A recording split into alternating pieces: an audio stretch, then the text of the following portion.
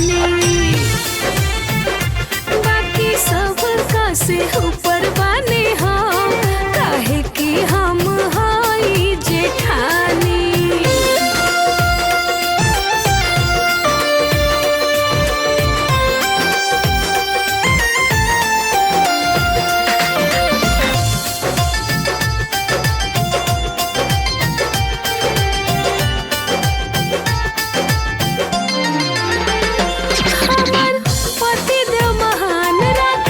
सब कर ध्यान बड़ी चाव से, हो बड़ी चाव से।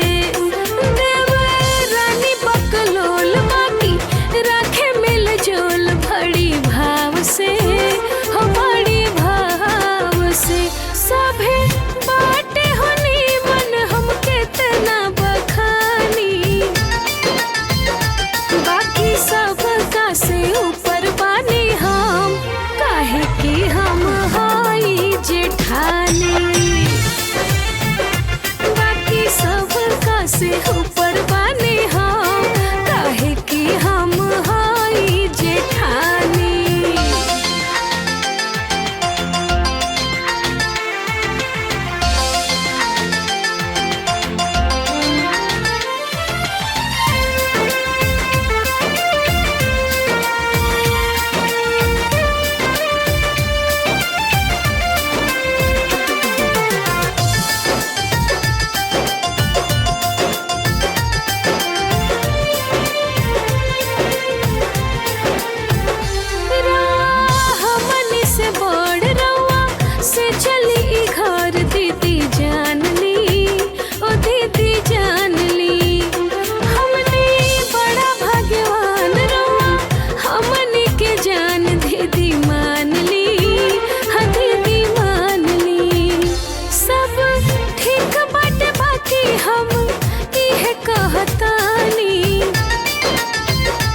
बाकी सब का से ऊपर बानी हम, काहे कि हम हई जेठानी।